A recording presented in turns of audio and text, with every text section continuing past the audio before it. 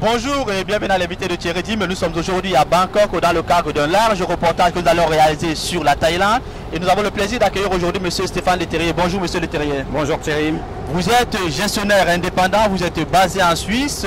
Comment se comporte aujourd'hui le marché de l'investissement? Eh bien écoutez, le marché de l'investissement s'oriente aujourd'hui vers des investissements réels. C'est-à-dire des choses qui sont palpables. Pourquoi? Parce que les investisseurs ont fui depuis la crise, ont fui les marchés financiers. Mais pourquoi ce changement de cap? Pourquoi? Parce que les investisseurs recherchent, les investisseurs avisés et la plupart des investisseurs recherchent des investissements qui permettent de sécuriser leurs capitaux et de les faire croître durablement année après année grâce à des techniques intelligentes de gestion. Par contre, le marché boursier se comporte très bien. Il se comporte très bien. Ça, c'est votre avis. C'est vrai qu'il bat des records historiques, je ne vais pas dire jour après jour, mais presque. Toutefois, il faut savoir que ce sont des marchés manipulés. Et ça, tout le monde le sait. Tous les intervenants des marchés financiers savent qu'il y a une totale manipulation derrière. De plus, il y a une injection de liquidités, de très grandes sommes de liquidités de la part des différentes banques centrales, que ce soit européennes depuis peu et américaines depuis 2008, ce qui fait monter artificiellement les marchés financiers. Or, tout le monde sait que l'argent ne va absolument pas dans l'économie réelle, mais reste sur les marchés boursiers. Alors, si on revient peut-être dans un cas beaucoup plus concret, de quoi, par exemple, est composé votre portefeuille client? Alors, mon portefeuille client est constitué d'actifs réels, tels que l'immobilier par exemple, et surtout du bois. Alors, d'où votre présence, par exemple, ici à Bangkok?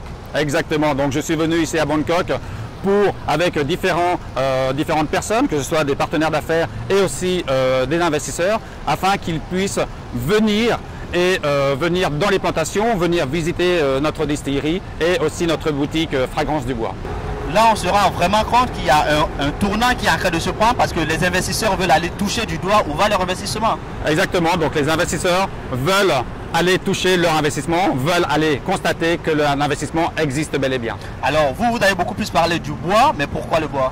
Le bois, pourquoi? Parce qu'il y a une demande de plus en plus croissante depuis de très nombreuses décennies, et notamment sur un arbre qui s'appelle l'aquilaria, qui est originaire d'ici, de Thaïlande et d'Asie du Sud-Est.